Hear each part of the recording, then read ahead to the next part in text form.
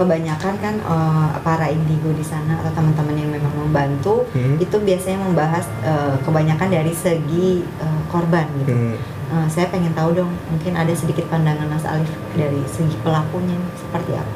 Dia gimana sebelumnya atau perasaannya seperti apa setelah melakukan itu dan lain sebagainya. Ini cuma anomali ya guys gitu. Itu kan di time travel konsen dengan sejarah-sejarah dia melalang buana tiba-tiba udah ada di zamannya gitu, dan bisa melihat itu gitu. Gimana nih Mas? Ya, kita nggak akan mengungkap siapanya. Iya, nggak akan. Kalau dari sisi saya pribadi sih, dari apa yang saya tahu dan saya lihat, gini ya, mungkin pada saat itu ada keluarga bahagia hidup di daerah Subang itu. Terus di sekitar keluarga itu ada orang yang deket sama keluarga ini gitu, entah berapa orang lah atau mungkin satu orang gitu. Dia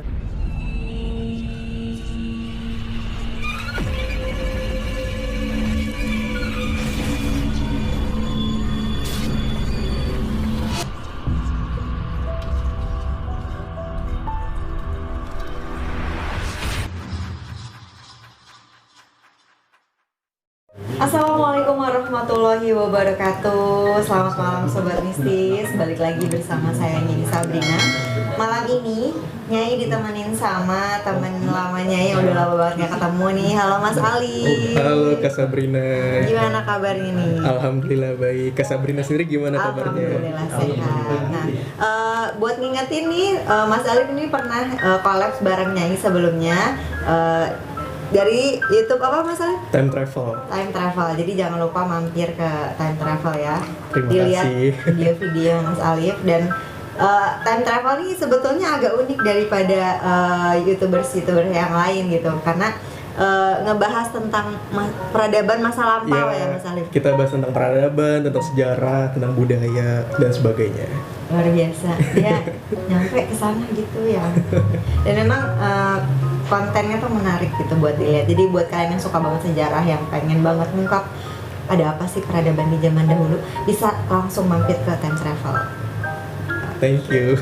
Nah, hari ini Nyai itu pengen banget ngobrol sama Mas Alif nih. Dengar nggak sih atau mungkin nonton dan baca berita-berita tentang kasus pembunuhan ibu dan anak di Subang? Oh, yang viral itu ya, yang sempat viral itu. Mas Alif tahu nggak beritanya? Sejujurnya sih belum ngikutin, tapi cuman dengar selentingan-selentingan aja, cuman baca dari headline berita gitu sih.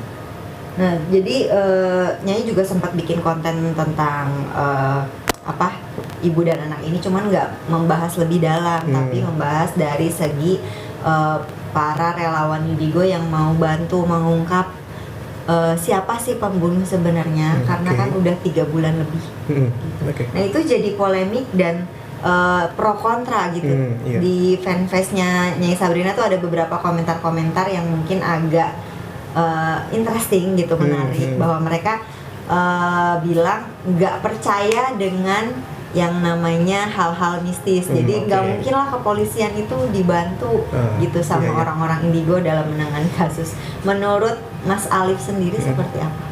Apanya nih maksudnya? Soal komentar itu gitu. Oh, oke. Bismillahirrahmanirrahim. Kalau soal komentar itu ya, dari perspektif saya pribadi nih, kan tiap orang itu punya perspektifnya masing-masing, tiap orang itu punya pemahamannya masing-masing. Kalau misalkan dari komentar-komentar netizen itu ada bilang nggak percaya lah dan sebagainya, ya menurut saya pribadi itu terserah mereka. Karena kan apa yang orang alamin belum tentu orang lain alamin. Jadi nggak bisa saling menyalahkan juga, tapi kalau bisa jangan saling menjatuhkan, kayak gitu. Itu poin pentingnya ya. Jadi jangan pengen merasa dirinya benar jadi menjatuhkan orang lain. Jadi balik lagi guys, entah kalian mau percaya atau enggak, itu silahkan gitu. Mungkin aku sih nangkap sisi positifnya adalah orang-orang ini mungkin merasa bisa membantu, akhirnya mereka membantu dengan yang mereka bisa. Ya nggak sih? Di ranahnya sendiri kan gitu.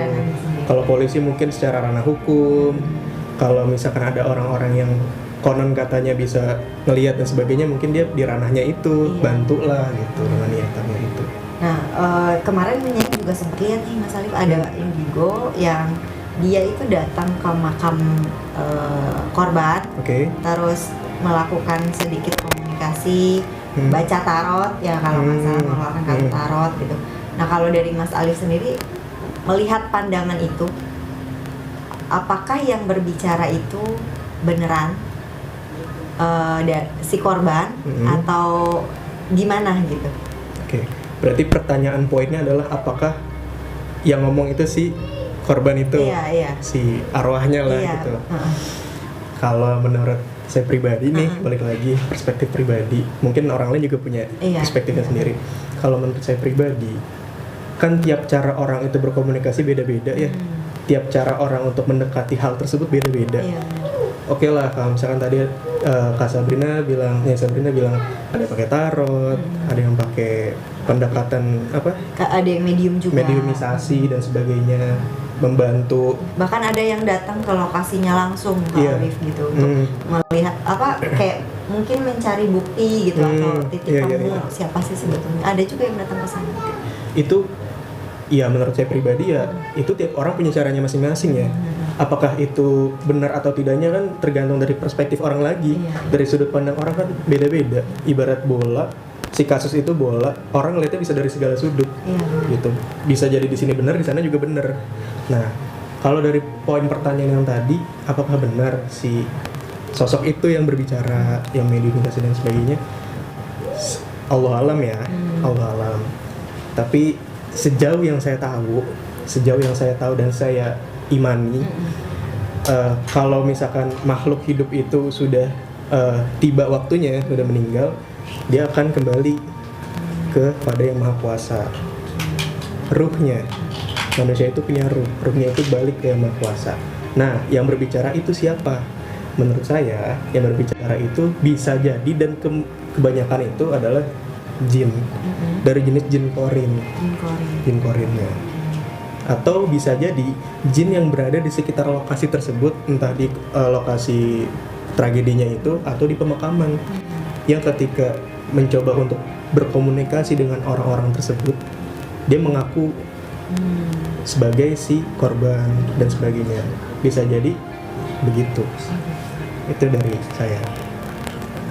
Tapi kalau menurut pandangan Mas Alif sendiri, sebenarnya apa sih yang dilakukan teman-teman di luar sana gitu yang memang ikut mencari bukti, bahkan terjun langsung? Apa sih sebetulnya yang mereka lakukan? Sebenarnya pertanyaan itu lebih tepatnya ditanyakan ke mereka langsung. Iya benar.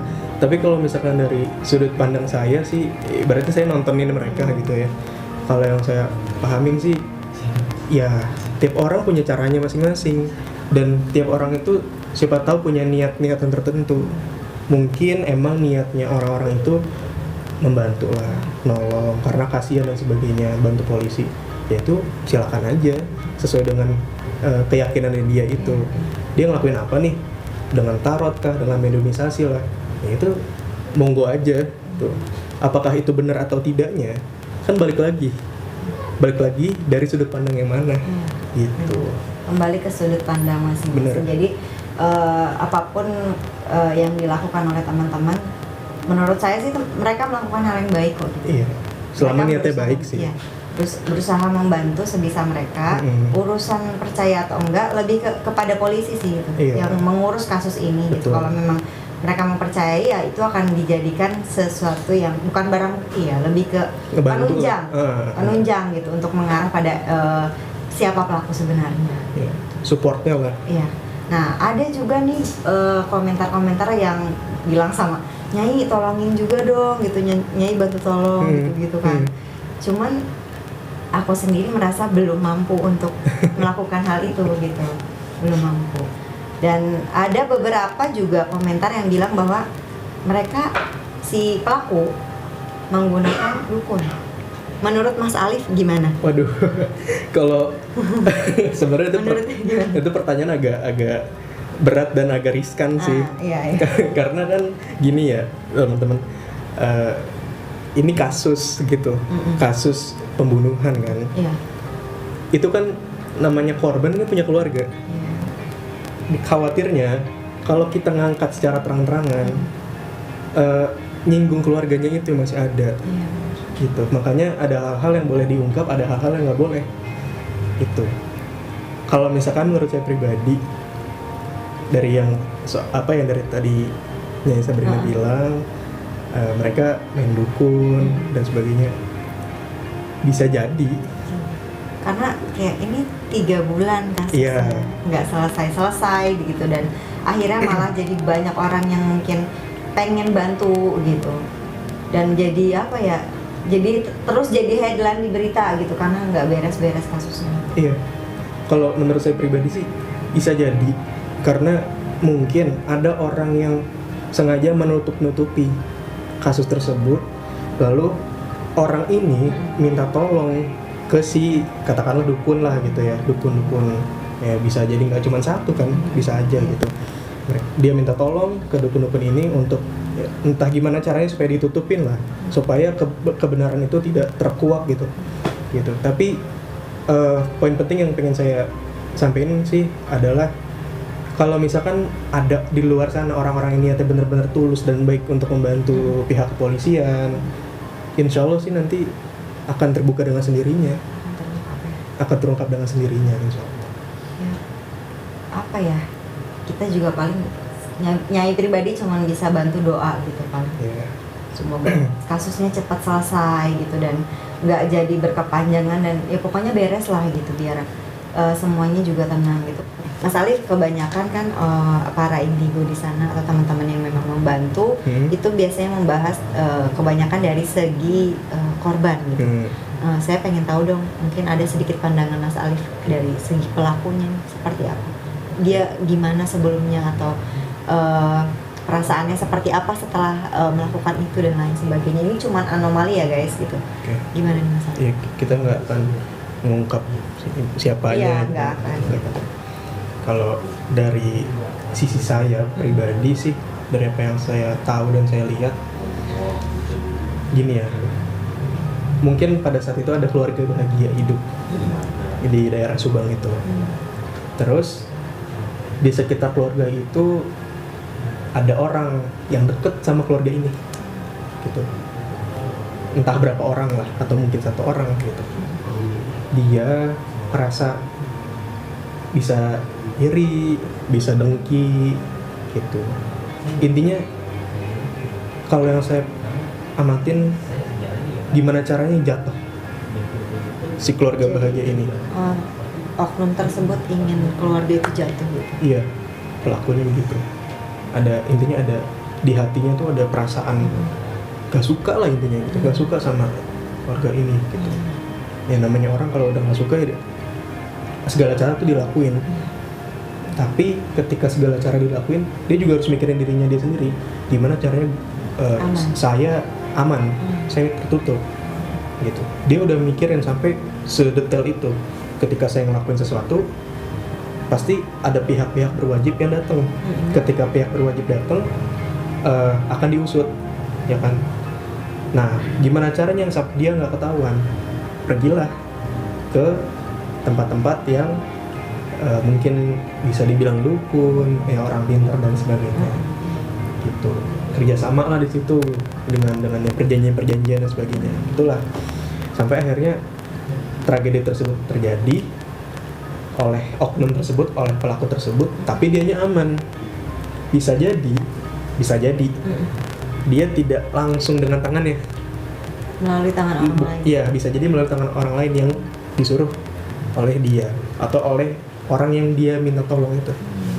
Begitu. Sampai akhirnya sekarang dia berlindung di balik orang-orang ini, bahkan dijagain sama si orang-orang pinter itu ya, si dukun-dukun itu.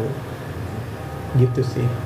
Jadi ya orang kalau udah sakit hati, ya bukan sakit hati sih sebenarnya.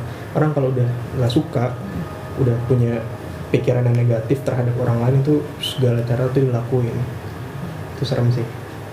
Gitu. Dan dia kalau yang saya perhatiin, dia ngerasa ya udah aja, sesimpel itu. Dia ngerasa salah nih, dia tahu kalau ini atas perbuatan saya keluarganya jadi begini gitu, tapi di pikirannya dia ya udah habisnya lu gitu sih, misalkan gitu. Padahal ini juga gara-gara lo. Iya, dia merasa begitu. Gue gini juga gara-gara lu. Ya udah sekarang lu terima akibatnya. Padahal bisa jadi apa yang dia pikirkan itu nggak benar. Bisa jadi emang dari dirinya dia sendiri yang emang ngelakuin kesalahan itu, bukan karena orang lain yang salah sama dia, enggak. Itu sih. Jadi kayak dia merasa diperlakukan tidak adil, padahal itu cuma perasaannya. Iya. Padahal itu cuma perasaannya doang. Makanya balik lagi ke sudut pandangnya orang itu gitu loh, ngeliat sesuatu. Kita ngeliat orang itu bisa jadi dia jahat sama kita, tapi belum tentu dia beneran jahat. Bisa jadi dia mau nolongin kita misalkan, tapi dengan cara-cara yang dia nggak pikirin sebelumnya gitu. Itu sih intinya. Dan kabarnya sekarang di Kampung Subang itu jadi angker katanya kampungnya sekarang. Iya, itu yang dikhawatirkan ketika ada kasus lalu digoreng terus-terusan, orang pada datang. Dan banyak orang yang katakanlah indigo gitu ya dan sebagainya, akhirnya jadi ke situ, jadi bikin perspektif masyarakat pikir ini tempatnya angker, jadinya ada sesuatu dan sebagainya, kan jadi bikin resah ya, bikin resah warga. Itu sih yang makanya ada hal-hal yang boleh kita ungkap, kita bicarain, ada hal-hal yang nggak boleh, karena ini kasus pembunuhan. Satu, masih ada keluarganya. Yang kedua, dia tinggal bukan cuma seseorang diri di situ, tapi ada masyarakat. Efek-efek itu yang bikin masyarakat jadi resah, yang tadi jadi angker dan sebagainya. Padahal kalau misalkan lewat ya lewat aja tadinya gitu ya. Sekarang jadi angker. Dan malahan sebelumnya kan kampung itu, daerah itu tuh disebut sebagai daerah yang lumayan aman gitu. Iya, itu. Ya itu sih makanya sangat disayangkan sih. Iya, sayang banget. Gitu. Dan yang paling dikhawatirkan lagi, ketika banyak orang itu datang berduyun-duyun dengan niat mau bantu atau mungkin ada niatan lain, akhirnya jadi timbul-timbul fitnah, suuzon gitu. Kok padahal orang ini belum tentu salah, tapi karena perspektif orang itu beda-beda, akhirnya jadi menyudutkan si orang ini atau orang lain lagi. Padahal bisa jadi pelakunya tuh lagi ngumpet di balik orang-orang yang kayak gitulah. Itu manipulatif ya. Iya, kayak gitu. Makanya kita mesti hati-hati sih. Biarkan polisi yang bergerak lah istilahnya. Biarkan polisi. Ranah. Dan mungkin kalau mungkin teman-teman memang mau bantu sebagai orang yang punya keahlian, maybe langsung sampaikan kepada yang berwenang, itu lebih baik gitu. Dibanding kita harus menggorengnya di media. Iya, benar. Gitu. Karena dengan kita menggoreng di media, makin banyak orang yang nonton, ada pro kontra dan segala macam. Ya, it's a content, I know gitu maksudnya, cuman jadi nambah-nambah nggak sih gitu? Iya, nambah-nambah benar. Jadi nggak bagus lah pokoknya. Iya gitu. Intinya masyarakat jadi resah sekarang gitu. Pesan terakhir mungkin Kak Alif buat netizen di sana yang terutama kadang membuli para indigo. Membuli karena sebetulnya balik lagi ya, aku ngerti teman-teman tuh pengen bantu gitu. Dan itu niat baik luar biasa dan butuh keberanian yang tinggi untuk kalian bantu kasus, terutama kasus yang sebenarnya sih ada dua. Ada dua. Yang pertama, untuk teman-teman yang punya kemampuan, yang merasa dirinya punya kemampuan yang dikasih anugerah dari Yang Maha Kuasa, berani itu nggak cukup. Karena kalau kita berani, kita harus terima konsekuensinya. Gitu. Beranilah kita kalau bisa bertanggung jawab. Gitu. Jadi modal berani doang nggak cukup, apalagi udah ngeranah masuk ke ranah yang kayak gini gitu kan. Itu kan sebenarnya bukan urusan kita pribadi sebenarnya. Tapi kalau teman-teman mau bantu ya monggo dengan kemampuan teman-teman. Tapi jangan apa ya, jangan cuma modal berani, tapi harus bisa bertanggung jawab dari konsekuensi setelah itu. Oke, itu pertama. Yang kedua, untuk orang-orang di luar sana yang suka ngebully teman-teman yang indigo atau yang apa ya, yang bisa lihat lah dan sebagainya gitulah. Di awal tadi saya udah bilang, tiap orang tuh punya pengalamannya masing-masing, tiap orang tuh punya perspektifnya masing-masing. Teman-teman yang netizen biasa itu jangan menyudutkan orang-orang, teman-teman yang bisa gitu, yang bisa lihat atau indigo dan sebagainya, karena pengalaman antara si A dan si B itu beda. Katakanlah gini, Kak Sabrina bisa lihat sesuatu yang nggak bisa dilihat orang biasa, terus teman-teman yang nonton emang nggak bisa, masa mau disamain terus mau disalah-salahin gitu.